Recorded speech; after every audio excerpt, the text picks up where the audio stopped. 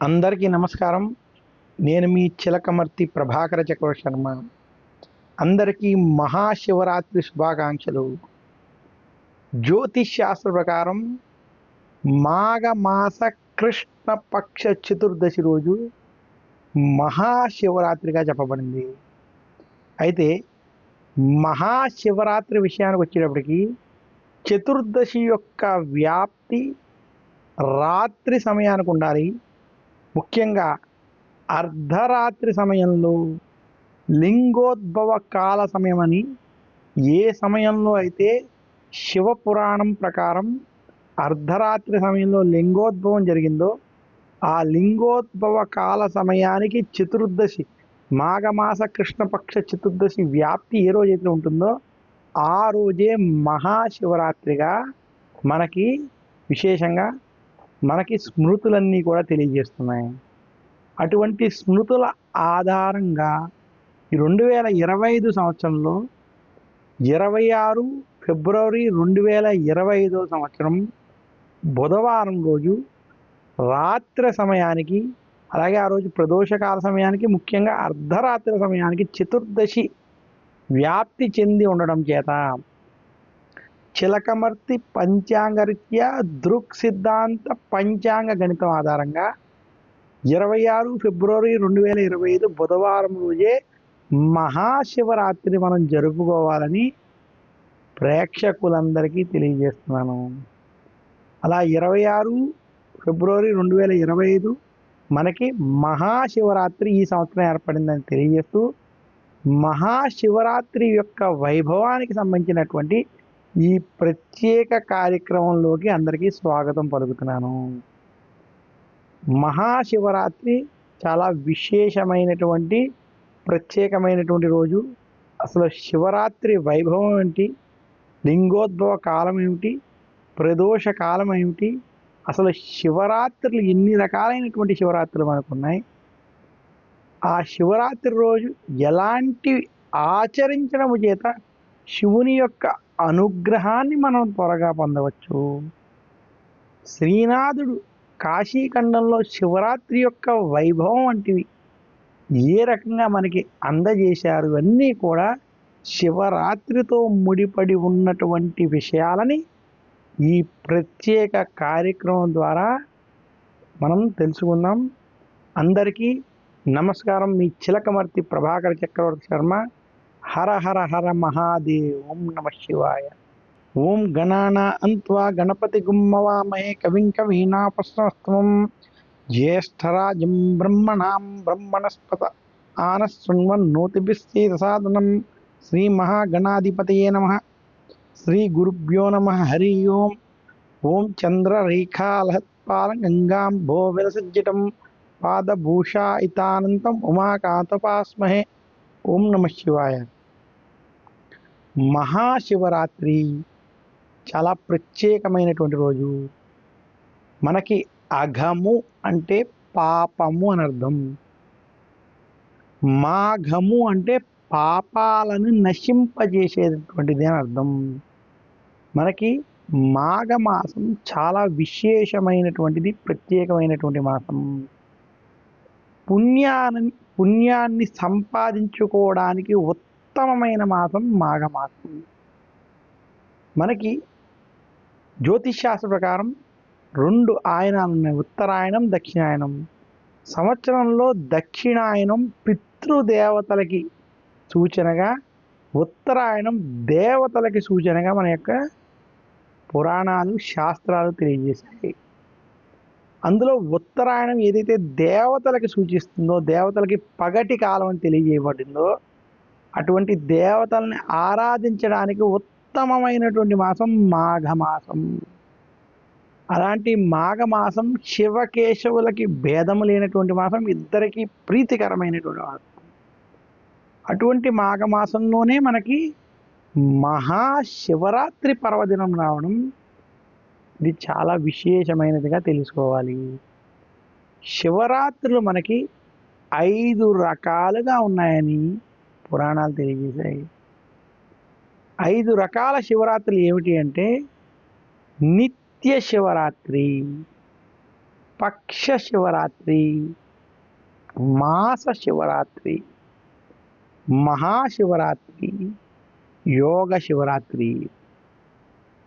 శివుడికి రాత్రి చాలా ప్రీతికరమని, చతుర్దశి తిథి రోజే శివుని యొక్క లింగోద్భవం జరిగిందని రెండు మనకి శివపురాణం స్పష్టంగా తెలియజేస్తుంది. శివపురాణం ఆధారంగా ఎవరైతే రాత్రి సమయంలో నిత్యము శివారాధన చేస్తే అది నిత్య శివరాత్రి అవుతుంది. అలాగే ఎవరైనా పక్షములో ఒక రోజు, అంటే విశేషించి శుక్లపక్షంలో కృష్ణపక్షంలో ఒక చతుర్దశి రోజు గనక రాత్రి సమయంలో విశేషంగా శివారాధన చేస్తే దాన్ని పక్ష శివరాత్రి అన్నారు.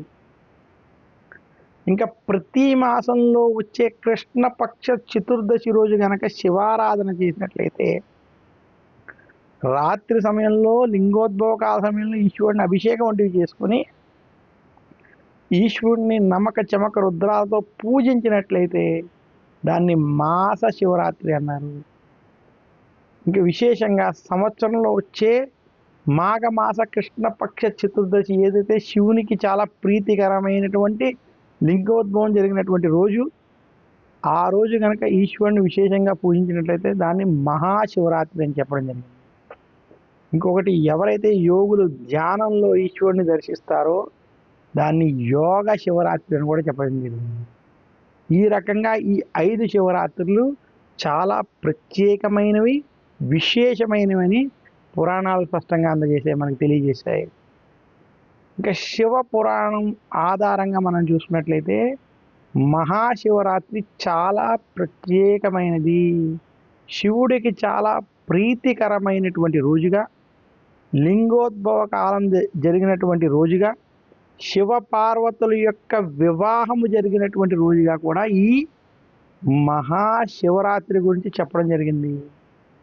ఇంతటి విశేషాలు ఉన్నది కాబట్టే శివరాత్రి చాలా ప్రత్యేకమైనటువంటిది. శివరాత్రి యొక్క వైభవం గురించి స్మృతులు మనుస్మృతి, ధర్మసింధు, నిర్ణయ సింధులో కూడా శివరాత్రి యొక్క ప్రత్యేకతని, ముఖ్యంగా చతుర్దశి తిథి యొక్క విశిష్టతని, అందులోనూ మాఘమాస కృష్ణపక్ష చతుర్దశి గురించి ప్రత్యేకంగా చెప్పడం జరిగింది. శివరాత్రి గురించి శివ పురాణం వంటి పురాణాలు, లింగ పురాణం వంటి పురాణాలు కూడా స్పష్టంగా శివరాత్రి గురించి, శివరాత్రి వైభవం గురించి చెప్పడం జరిగింది. అందువల్లే శివరాత్రి యొక్క ప్రాధాన్యత, ప్రాముఖ్యత చాలా విశేషంగా మనకి పురాణాల్లో కనబడుతుంది. శివరాత్రి రోజు ఎవరైతే ఈ శివ పురాణం, లింగ పురాణం వంటివి చదువుతారో, అవి శివుడికి యొక్క ఇష్టమైనటువంటి వాటితో ఈశ్వరుని అభిషేకం వంటివి చేసుకుంటారో, బిల్వపత్రాలతో శివుణ్ణి ఆరాధిస్తారో వారికి శివుని యొక్క అనుగ్రహం లభిస్తుంది. ఎవరికైతే ఆర్థిక సమస్యలు, ఆర్థిక బాధలు ఎక్కువ ఇబ్బంది పెడుతున్నాయో, ఎవరికైతే అనారోగ్య సమస్యలు కనుక ఏర్పడుతున్నాయో వారికి శివరాత్రి ఒక దివ్యమైన, అద్భుతమైనటువంటి రోజు.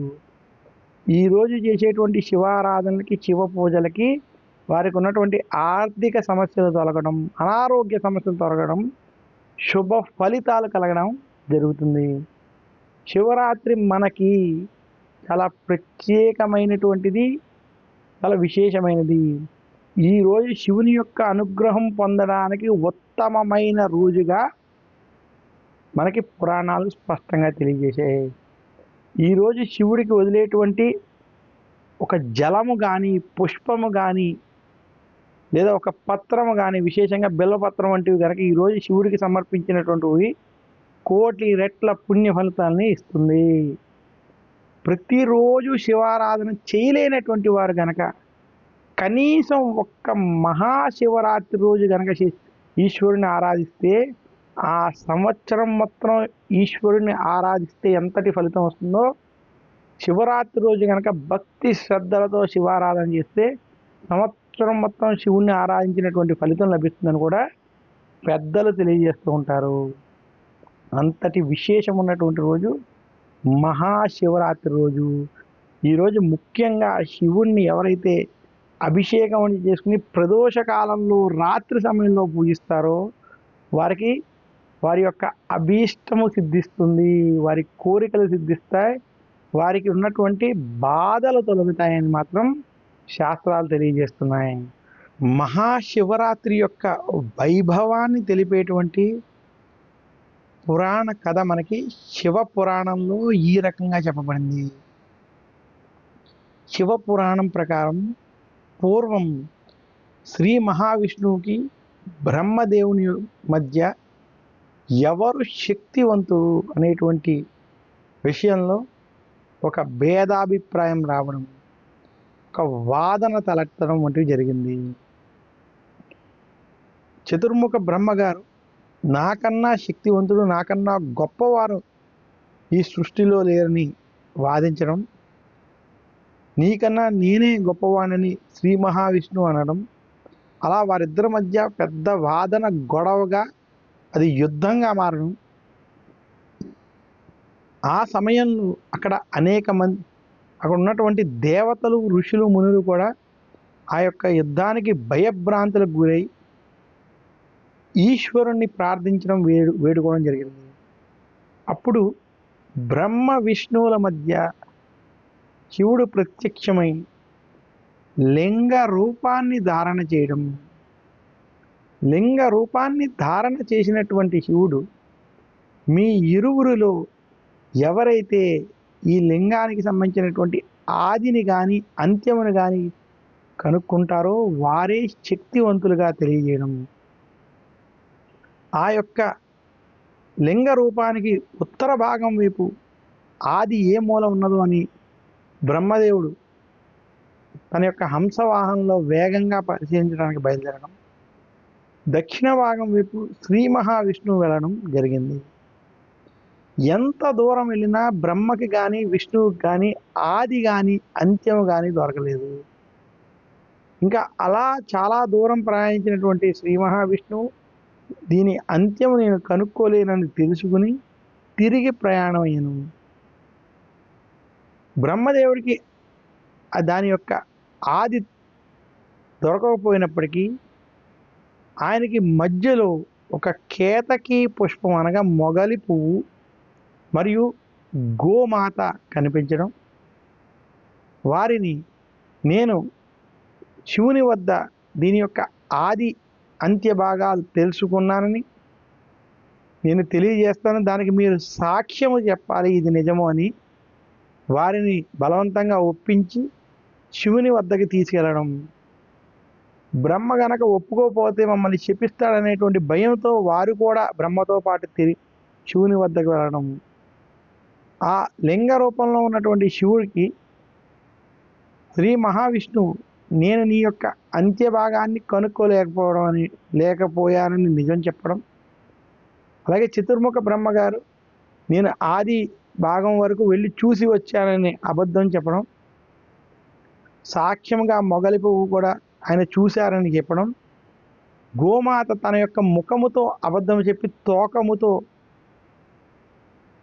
ఇది చూసి రాలేదనేటువంటి నిజాన్ని చెప్పడం చేత ఆ విషయాన్ని గ్రహించినటువంటి శివుడు చతుర్ముఖ బ్రహ్మగారు అబద్ధం ఆడానని గ్రహించి నీకు ఈ రోజు నుంచి ఎక్కడా కూడా పూజలు, ఆలయంలో పూజలు వంటివి జరగవని శపించడం.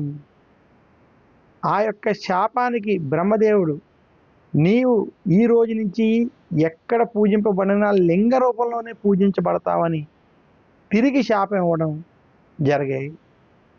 ఇలా ఈ కథ జరిగిన రోజు శివుడు లింగోద్భవ కాలంలో ప్రకటితమైనటువంటి రోజు అది మహాశివరాత్రి రోజుగా మనకి శివపురాణం స్పష్టంగా తెలియజేస్తుంది. ఇంకా ఏదైతే శ్రీ మహావిష్ణువు ఎటువంటి అబద్ధం చెప్పకపోవడం చేత ఆయనకి ఈ సృష్టిని పరిపాలించేటువంటి సర్వశక్తులు ఉన్నాయని, ఆయన చాలా శక్తివంతుడిగా శివుడు వరం ఇవ్వడం, ఈ ప్రపంచానికి సృష్టికి తెలియజేయడం, అలాగే బ్రహ్మదేవుడి యొక్క శాపాన్ని కూడా ఈ సృష్టికి తెలియజేయడం జరిగింది. అందుకనే ఈ శివ పురాణంలో ఉన్నటువంటి ఈ లింగోద్భవ కాలంలో జరిగినటువంటి ఈ కథ ఆధారంగా శివరాత్రి రోజు ప్రత్యేకంగా లింగ రూపంలో ఉన్న ఈశ్వరుని శివారాధన వంటివి చేయడం విశేషం. ఏ వ్యక్తి అయితే మహాశివరాత్రి రోజు ముఖ్యంగా ఉదయము సాయంత్రము ప్రదోషకాల సమయంలో విశేషించి అర్ధరాత్రి 12 గంటలకి లింగోద్భవ కాల సమయంలో ఈశ్వరుని ఆరాధిస్తారో వారికి శివానుగ్రహం ఖచ్చితంగా లభిస్తుందని శాస్త్రాలు తెలియజేస్తున్నాయి. ఈ కథ ఆధారంగానే ఎవరైతే ఉదయం నుంచి ఉపవాసం ఉండి రాత్రి జాగరణ చేసి శివనామస్మరణ చేస్తూ లింగోద్భవ కాల సమయంలో పంచామృతాలతో ఈశ్వరుని అభిషేకం చేసి కనీసం గంగాజలం లేదా పాలతో శివుడిని అభిషేకం చేస్తే వారికి శివుని యొక్క అనుగ్రహం ఖచ్చితంగా లభిస్తుందని తెలియజేస్తున్నారు. ఇంతటి విశేషం ఉన్నది కాబట్టి శివుని యొక్క లింగోద్భవ కాలానికి శివరాత్రికి అంతటి ప్రాధాన్యత ప్రాముఖ్యత విశేషం కూడా మనకి పురాణాల ప్రకారం తెలియజేయబడ్డాయి. శివరాత్రి రోజు ఈశ్వరుణ్ణి గనక పూజించినట్లయితే ఎటువంటి ఫలితం లభిస్తుందో కూడా మనకి పౌరాణిక కథ ఉన్నది. మనకి పురాణాల ప్రకారం అందులోనూ విశేషించి కాశీఖండం ప్రకారం శ్రీనాథుడు రాసినటువంటి కాశీఖండంలో తెలియకుండా శివరాత్రి రోజు ఈశ్వరుని పూజించడం చేత ఆ వ్యక్తి యొక్క పాపాలు నశించడం ఎలా జరిగింది, దుర్మార్గుడైనటువంటి వ్యక్తి కుబేరుడిగా ఎలా జన్మించాడనేటువంటి కథని శ్రీనాథుడు తన యొక్క కాశీఖండంలో చెప్పడం జరిగింది. ఒక అనేక వ్యసనాలు ఉన్నటువంటి గుణాధీశుడు అనేటువంటి వ్యసనపరుడు తన జీవితం అంతా కూడా అనేక వ్యసనాల భారీ అయి ఉండి పాపాలు చేస్తూ అనేక దొంగతనాల వంటివి చేస్తూ ఉండేటువంటి గుణాధీశుడు అనేటువంటి వ్యక్తి ఒకానొక సమయంలో ఒక దొంగతనం చేసి రాజభటులు అతన్ని వెంబడిస్తున్నప్పుడు ఆ రోజు మాఘమాస కృష్ణపక్ష చతుర్దశి అమావాస్య ముందు రోజు చీకటి సమయం రాత్రి అవడం, ఆ సమయంలో ఒక పాడుబడ్డ శివాలయంలోకి రాత్రి సమయంలో ప్రవేశించి ఆ శివాలయంలో చీకటిగా ఉండడం చేత తన యొక్క వస్త్రానికి ఉన్నటువంటి వస్త్రాన్ని తీసి దాన్ని చింపి దానితో ఒక ఒత్తిని చేసి అక్కడ నెయ్యి ఉంటే ఆ నెయ్యి పోసి దీపాన్ని వెలిగించాడు.